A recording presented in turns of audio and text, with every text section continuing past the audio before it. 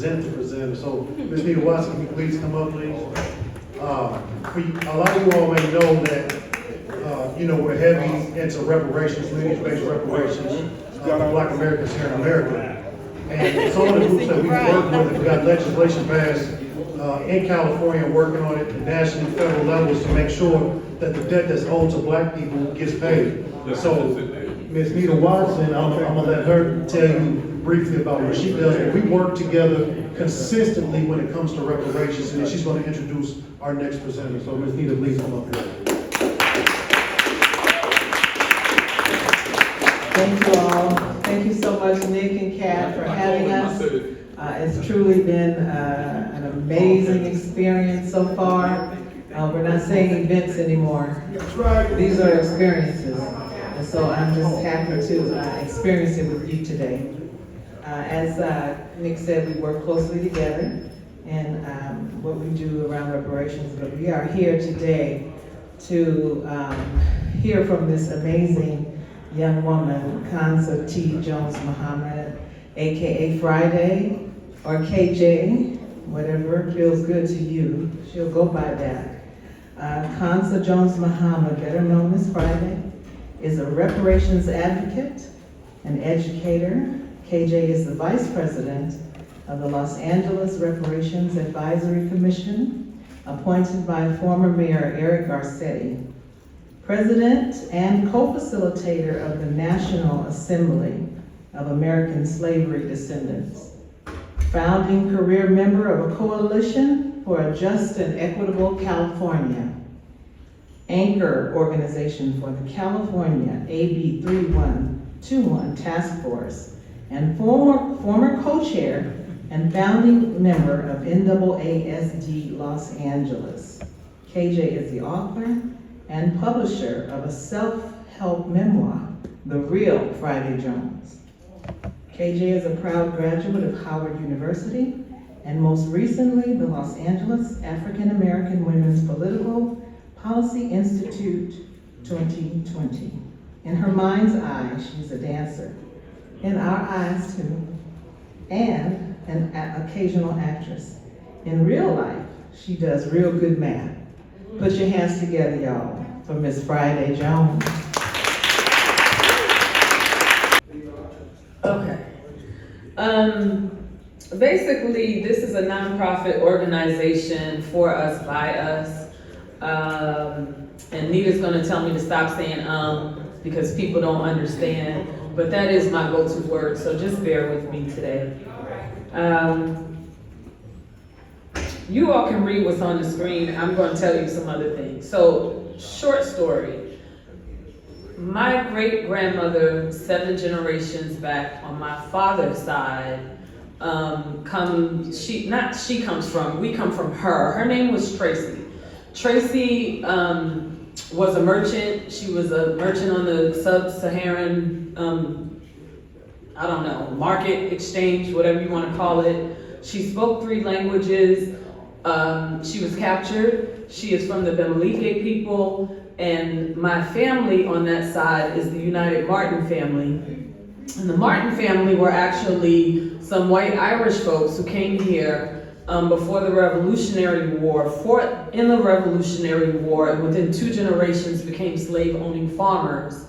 And these men had their white wives, and they also had their enslaved women who bore almost as many children as their white wives. And so the United Martin family is one of the largest Black families in the United States that can actually trace their ancestor back, because the bill of sale has been maintained in the family through this sort of history trail and this history life that we lead. And so for me, that is my why. That's why I do this work.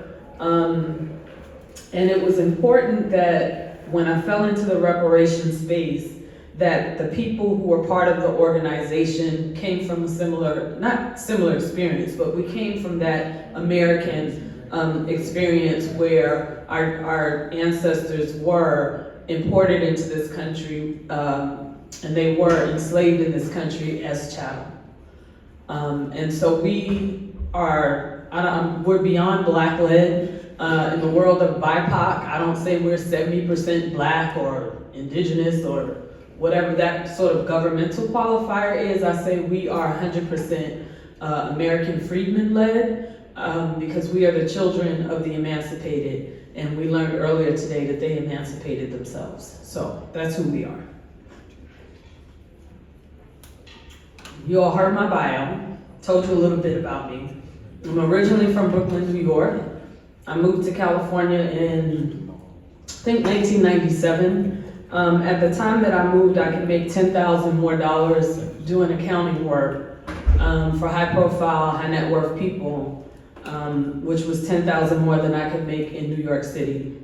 And I have worked for some of the largest names in Hollywood over time.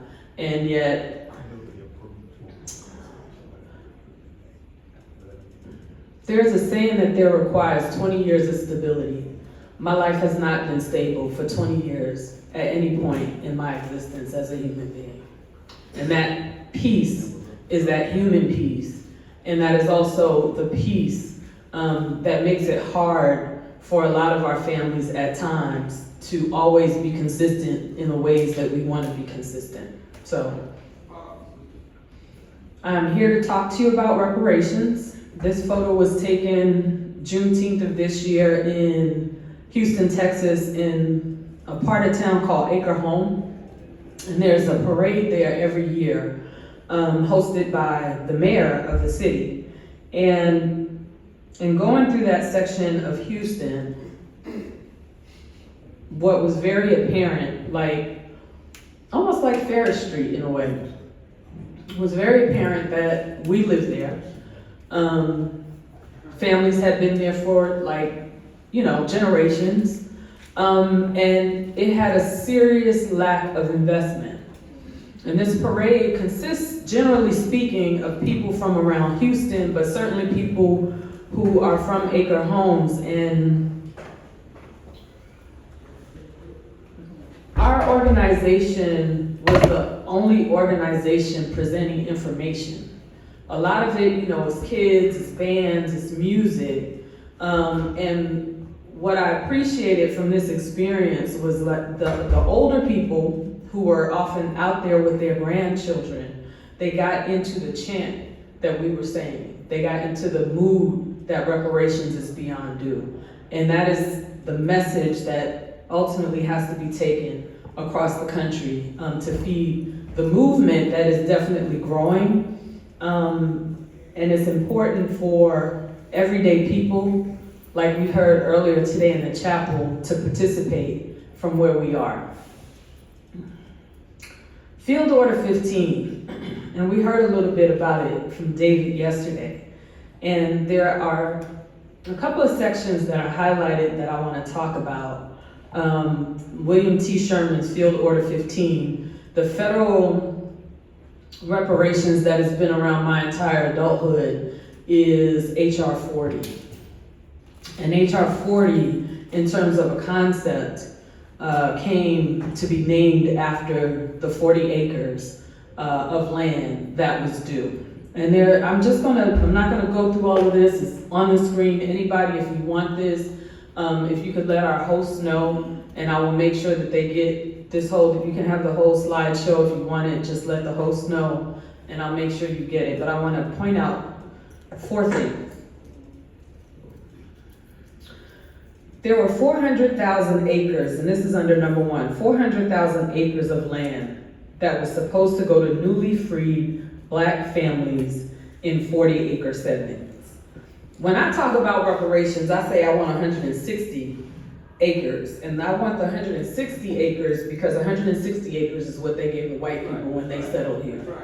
So I appreciate the 40, but I'm gonna need you to times that a couple of times until we get in the ballpark of where it is that I want to be, okay? The second thing is that there were no white persons whatsoever, unless they were military officers and soldiers detailed for duty, that would be permitted to reside, and on the sole and exclusive management of affairs would be left to the freed people themselves. So what that tells me, besides the fact that white folks wouldn't be allowed there, the black people would be allowed to self-govern. The reason America fails us as a people, even though it is a republic, even though it purports to represent democracy around the world under this idea of one man, one vote, that works well when you have a homogenous society. When you have a society where people are basically the same, they look the same, they talk the same language, they have the same cultural customs.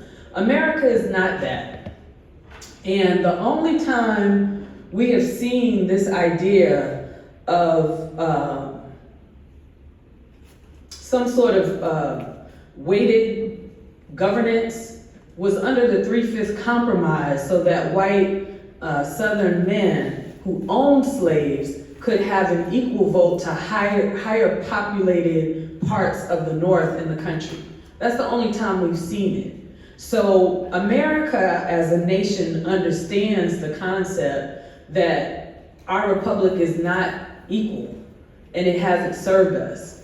And this is the only time I've seen where we potentially had an opportunity to govern ourselves. And we still, in the reparations fight, require some sort of protective status. We also require some sort of weighted voting so that our classification of people who we are not necessarily indigenous people, in respect to my Shinnecock Nation people up in New York, because I got some of everything going on over here, ancestry-wise, but we do not have a treaty with the United States government that allows us to be sovereign, that allows us to have land, that allows us to self-govern. And it is important that as we advance this idea of reparations, that we have to be inclusive enough to not just understand the 40-acre part of it, because there was more to it than that. That's right. That's right. And then the third section, whenever a Negro was enlisted in the military for the United States, they would essentially be able to advocate to have settlement on this land, and they would be able to homestead it with all the rights of a settler. No one, unless an actual settler as above defined, or unless absent from government service, would be entitled to claim any land. This is also the only time again where America decided that the humanity of Negro people, black people, freed people, could actually have something similar and equivalent to settlers' rights in this country. And that's a significant sort of concept that we don't learn every day in school. American freedmen. The National Assembly of American Slavery Descendants is American freedmen led. The other time that you will hear this term is with the so-called 5, I like to say Confederate tribes, not civilized tribes, because those indigenous nations, God bless them, they served on the side of the Confederates during the Civil War. And the black people that may have been enslaved under those Confederate nations of indigenous people, those black people got to become Choctaw freedmen. They got to become, who are the other tribes? Chickasaw. They got to become whatever those 5 tribes were. I usually am on it better, but anyway. The Cherokee freedmen, the Choctaw, the Creek, those Confederate indigenous nations, those black people got their freedmen status through those nations. What America failed to do was to make the black folks that stayed in America, American freedmen, again, with some sort of sovereignty and governance rights. And so when I talk about American freedmen, I'm talking about people who have origins in the United States with ancestors historically classified as African, Negro, Black, or colored, who are either born free or enslaved in the United States and emancipated nationally in 1865 by the 13th Amendment to the Constitution. I want you all to remember that, because the Office of Budget Management right now is looking to set new racial standards. And the black definition basically is you're black from sub-Saharan parts of Africa. They consider Northern Africans, the Moorish Africans, to be white by classification. And we are saying that because of our experiences here in the United States, it's important that we have our own ethnic classification, and that ethnic classification be a standard classification to essentially add our experience to the African diaspora. We have had enough fights, we have had enough of our own story that American freedmen is the right way to give us a protected class status and to designate some sort of language to say that this ethnicity is its own ethnicity. There are 5 pillars of reparations, and these were created essentially by the United Nations to say what a reparations program, what reparations is supposed to look like. There are a lot of things in the United States at times when we give black people anything that is really equity, they want to throw, particularly now because reparations is a hot topic, they want to call it reparations, and it can't be reparations unless it has these 5 things. There has to be a cessation and assurance of non-repetition. This is the United States of America. I don't know if this country could not be racist because it was founded on racist principles. And after, I think it was the Bacon Revolution, and that's when like the poor white people finally figured out they had more in common with black people and enslaved people. Bacon's Rebellion, you know, they got arms together and kind of fought against the white wealthy oligarchs in Virginia, and the oligarchs shut it down. And that was how the birth of racism happened in this country, and it's so baked into every fiber of this country's existence and being. I don't think that this country could ever not have that, and for that I think there should be an American Freedmen's Bureau. It should be brought back, it should be permanent, it should actually police the government, it should police legislation, it should be the watchdog for us. Compensation. As a reparationist, I'm not interested in conversations of, well, reparations can be other things and not money. That is absolutely correct, but you know what? It can't be reparations without money. And so compensation, money, gold, oil rights, give me something of value in order to compensate for the non-payment of wages to my ancestors. Restitution and repatriation. Now, there are some of us, I know I'm in a room with Pan-Africans, there are some folks who want to repatriate back to the motherland. And I think that with your reparations, you should be able and allowed to do that. But as a descendant of American freedmen, for me, in this space, I want land in the United States. I want freedmen towns. Judge Joe Brown talked about Mason, Tennessee. When that was going on, I pulled their balance sheet because I do accounting and I do math. And so I pulled their balance sheet. Let me see what this town has going on. Let me look at it a little bit.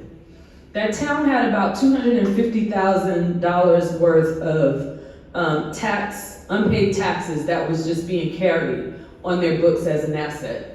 And then I said, let me look at the little township that I'm from. My folks, my mom's people, they're from North Carolina. They sent me down there as a kid. Let me go see what their balance sheet looks like. And you know what I found? I found there was another $250 approximately of unpaid taxes of land with houses that basically are sitting vacant because the county reclaimed the property. And there is not a line of people coming to pay for these properties. The people, if they could afford it, they wouldn't have let it fall, into tax default to begin with. And I said, well, they always talk about there's not enough land and we can't figure this out. There's enough land because they're on the balance sheets of all these counties for unpaid taxes. So give me some freedmen towns. Satisfaction. I'm a firm believer. We're in the South. A lot of these Confederate generals, fake heroes, their statues were erected by the Daughters of the Confederacy. This happened almost 50 years after the Civil War. And so I'm okay with the white people being on horses and being who they were. But I need you to erect some slave babies, some children, throw some alligators on the scene. Show me what was really happening here so that as a country, we don't repeat it again. Because again, the first thing is cessation and assurance of non-repetition. So show me the whole picture. Don't tell me this person was great. Show me how they weren't great. Show me, like in my family, the man had a wife and kids, and he had, a kept enslaved woman with children also. Rehabilitation, to me, that's all the non-cash stuff. We can redo. I've written so many pieces of legislation in preparation for what reparations look like, because I don't know if something's been sitting in Congress for 30 years, if it's actually going to happen. That means we have to do things differently. And so I've been preparing to do things differently. And I've written K through 12 education of what I want it to look like for freedmen children. Coming from California, where our high school students essentially don't have a second education, but you have English as second language learners who are essentially getting a dual education, and then when they are in high school and they want to work at McDonald's, the owners and the managers want them to be bilingual. Well, you created this system where we are not bilingual. And then our kids in high school can't go make, their $10, $12 an hour because they don't speak a language, and you've created a structure that has institutionalized racism in a way where my kids will never be on par with other children whose parents happen to speak another language as a primary language. So it's important for the non-cash programs, from my perspective, and again, I'm a numbers person, there are plenty of governmental departments. And for every governmental department, as invasive as slavery was, as invasive as segregation and Jim Crow was, it was so invasive that the South Africans and the Germans came to the good old United States to learn how to do it the right way. It was so pervasive and just so abusive, and it was so many things that all of that non-cash stuff is as important to me as the compensation. And it should be important to you as well. The National Assembly of American Slavery Descendants, when President Biden got into office, we said, okay, out of all of our policy memos, what can he kind of do today to make this thing right? And so we created the Repair Act, which is an acronym that stands for Reconciliation, Equity, Protections, Atonement, Investments, and Remuneration. To the right side of the screen, you can see the different programs that we had, which included a Freedmen's Bureau. You can't have Freedmen's Bureau, a commission for reparations, but you can't have a commission on reparations without truth and reconciliation. And our elders are dying. My grandmother tomorrow will be 95 years old. My mother, she don't want me to tell her age, so I won't, but she lived through the 1960s. And she did her part in terms of the work. My father, God bless him, he is deceased. May he rest in peace. He did his share of the work. And so it's our turn now. And it's important that while these elders are still around, the survivors of apartheid, the survivors of segregation, the survivors of racial discrimination and compensation. My grandmother worked for the JCPenney. I assure you, she was not paid the same wage as the white man who also worked for the JCPenney. And it's very important that those stories and the reconciliation in our family folklore starts to happen, and it happens concurrently with a reparations commission. That is what worked for the Japanese in internment, and it is unfortunate that HR 40, let me say this. It's unfortunate that the Japanese internment legislation came out of the civil rights struggle, and yet H.R. 40 is still sitting in Congress 30 years after the fact.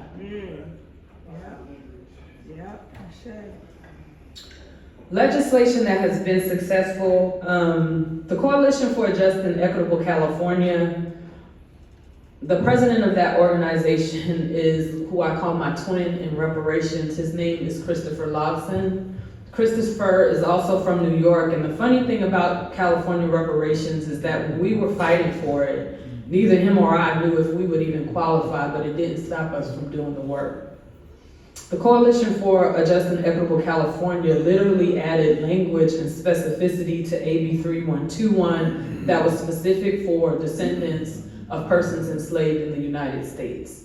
And because that legislation went through, it set a state precedent, and it is historic because it is the first state in this nation to actually have a commission for the purpose of reparations for the descendants of people who were chattel here in the United States. It's a feat that is historic. I literally am living history with my fellow reparationists, my modern reparationists. That legislation, that commission ended June of this year. They have about 1,000 pages worth of recommendations, and the number one recommendation was the establishment of a Freedmen Bureau of California. That recommendation went into legislation, or not went, that was proposed as legislation by Senator Stephen Bradford, who wrote, and I should add it here actually, he wrote SB 490, calling for a Freedmen's Bureau that will go in the budgetary calendar in January of 2024, but he released the program. And he didn't tell anybody. He didn't ask for permission. Members of the Congressional Black Caucus in the state of California were upset that he did it on his own. But what does he have to wait for when it's 1,000 pages written saying how to do it and what it needs to look like? I applaud him for doing that because it's a career risk for him. And it's our job to support that legislation come January of 2024. It's SB 490, and I think it's like call for an California American Freedmen's Bureau. SB 189 is like this. It's this long governor's bill. The governor gets to write what he wants to do, and he contacted us. SB 189 started out as subtext on a bill that, again, the Coalition for Just and Equitable California wrote, where we said it's time to disaggregate Black people, American freedmen people. And the crux of that, there was a study called The Color of Wealth, Los Angeles. In The Color of Wealth, Los Angeles, it was the first time that wealth for Black people, although it was multiple cultures, it was Asian people, white folks also, and Latino, Hispanic people in Los Angeles, but it showed that ultimately Black folks had $200 US to their names, while our immigrant brothers and sisters had tens of thousands of dollars more. And it made the report groundbreaking. And so we said, all right, it's time to disaggregate this because we kind of our slave past, if you will, is kind of hidden behind some people who are coming here who are already higher educated than we are. They're getting better jobs than we are. And we have to be able to create legislation that actually creates equity. And so SB 189, Section 14, which again is a governor's bill, disaggregates African American data. In New York right now, for those of you who are in the chapel, there's a battle going on in New York. There are legislators who have more power in the system of governance in New York who got together to essentially create a race-based bill in New York. I don't know why any reparationist anywhere in the United States is creating a race-based bill when the Supreme Court just ruled on the Harvard case. The Harvard case basically said, we're not co-signing on any race-based legislation. And I'm not an attorney, I do math. there's something called strict scrutiny at the Supreme Court level. And so when you go in and you say you're gonna do any kind of race-based policy, you have to satisfy the court under strict scrutiny, and it's almost impossible to do that, particularly in a conservative court. So I am not one to waste time and or resources to put something together that's not going to stand up to a lawsuit. One of the things we did in California, there is a professor, he is the dean of law at Berkeley Law, Dean Erwin Chemerinsky. He is a constitutional lawyer. He has been in front of the Supreme Court multiple times. In the law books, he is the most quoted constitutional attorney in this country. That is who we sat with to determine strategy in California. And his advice worked, and the state hasn't been sued thus far. And if we follow the path that was set as these recommendations go into legislation, it's not that we won't be sued, but it's that we will be successful should we be sued. And if you are following the Harvard case, this attorney, he's such an annoying man. His last name is Bloom, Attorney Bloom. He was the attorney for the Asian students who essentially wanted to defeat affirmative action for Black people. And he has made it his mission to sue a bunch of businesses, and I'll name Keisha Knight Pulliam because she's a celebrity, y'all know who she is. He sued her foundation, which provides small business loans to Black women. There is an attorney who was on the California task force, Don Tamaki. He is Japanese. If you all are old enough like me, you remember Christy Yamaguchi, he's her attorney. There are no Black people, or at least there weren't. I looked when we started this California adventure. That Attorney Bloom is not going to Asian firms and suing because there are no Black people working at their firms. Mr. Bloom is not going to any Latino companies trying to fight back their diversity efforts when they have no Black representation. But he is trying to set precedents in the courts that has a consistent record to tear down anything that looks like affirmative action or equity legislation for us. That's right. So if you're gonna play this game of reparations, play the game to win. Come on now.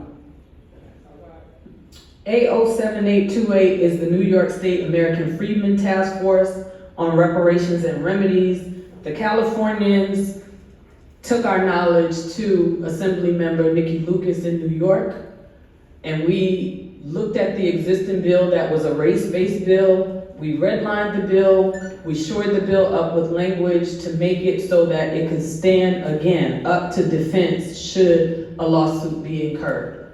Today, Senator Bradford, who is the best friend of my cousin's husband, met with us. We had multiple meetings with the legislators in New York to say, these are the differences with the bill, these are the descendant people of New York who have worked with your legislator to write this bill, not me, actual New York, I'm still a New Yorker forever, Brooklyn girl, but people currently living in Brooklyn, in Manhattan, in upstate New York, got together to help write a bill with member Nikki Lucas. These seasoned, higher power legislators in New York just didn't want to make any changes. They just want to be right. They sent a letter today to the governor of New York to pass their race-based bill. It's offensive to me because it took months for those people who lived in New York calling, trying to get meetings, no one took a meeting until Nikki Lucas got on board. And so no one wanted to hear from the people. They wanted to do what they wanted to do, and the question is why. And I'm going to share this with you guys. And I wasn't sure if I would share it, but when I started in this space in 2019, I didn't really know where the road was going to take me. And there are people who I give respect to, generally in Cobra, NARC, Ron Daniels, Cam Howard, for having kept HR 40 in Congress with Congressman Conyers for all of those years, because it left something for us to pick up from. So I can't take that work away from them. However, when you see me, when you see the supporters of lineage-based reparations making headway, and I used to keep a score as the people were signing on to HR 40 after we did different campaigns. I used to tick off who had signed up and when. And it used to be up on my Twitter. And if you are someone who I call in the legacy movement, meaning you kind of started during civil rights and you're still doing reparations work, you can't come to me as a new person in this space and say, well, if you agree that HR 40 is the way, I will make sure you have a seat on the commission. You are asking me to sell my soul. That's right. And I'm not that person. That's not who I come from, and that's not what I'm willing to do. So I will continue to pay you your homage, I will continue to pay you your respect, but when you have a unity concert tour in my hometown of Los Angeles, where I am the vice chair of the Los Angeles Reparations Commission, and you don't send an invitation to that commission, and then you sit on stage, not just in Los Angeles, but around the corner from my house, and you tell people, oh, well, no one in the lineage movement reached out to me before. Sir, I reached out to you and I'm a smart cookie. When I saw you tell me no behind closed doors 2 times, I put it in writing in the 3rd time. And I sent it organization to organization. And your name is signed on the letter. Don't come in my neighborhood and lie to people, because if you have to lie to my people to maintain your power, you're a fraud and you gotta get up out of here.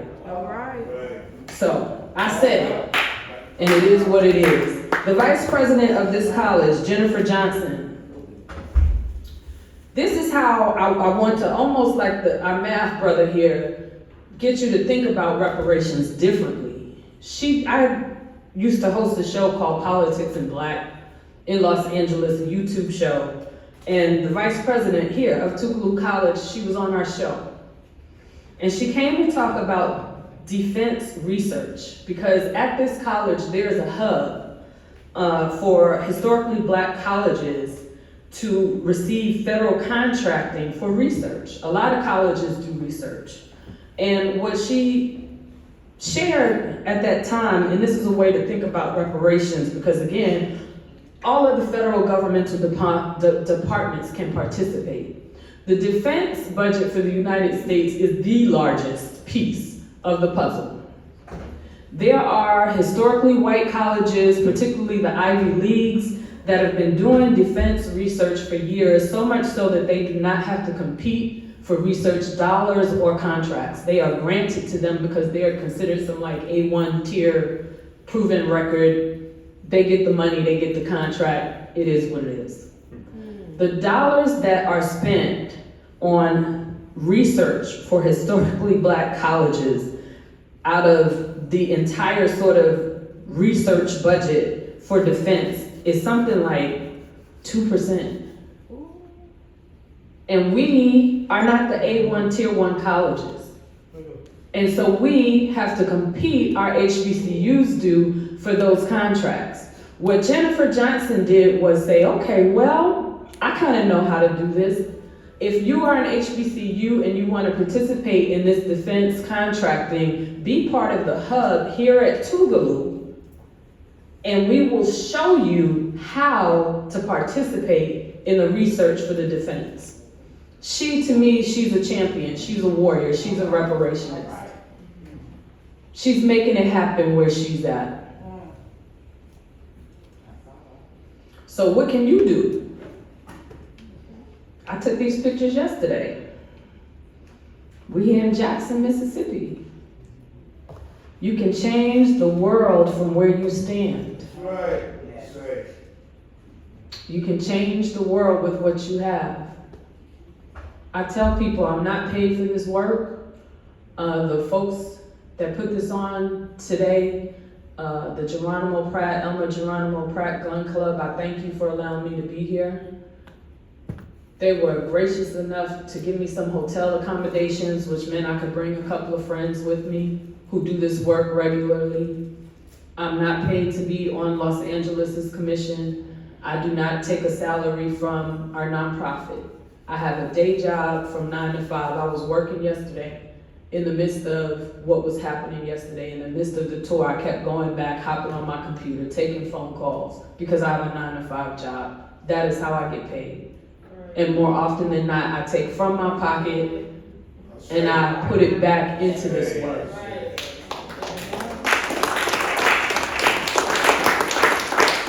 So I thank you all for your time. This is personal for me. This is not a pet project. I don't do it for money. I do it so that we can win. And we have to be willing to think outside of the box. And so if you want to organize, if you want to get in touch, Dana, if you can raise your hand, she has cards. You please stay in touch with me. I take phone calls. I take text messaging best of all because I hate email. So don't email me even though those cards have emails on them. I do speak on Twitter, but Twitter or the X has now turned into a really dark kind of place. And so I actually am not on that platform as often as I used to be. And so Nick, Kat, Mr. Lumumba, thank you guys so much for allowing me to be here and to share this information today.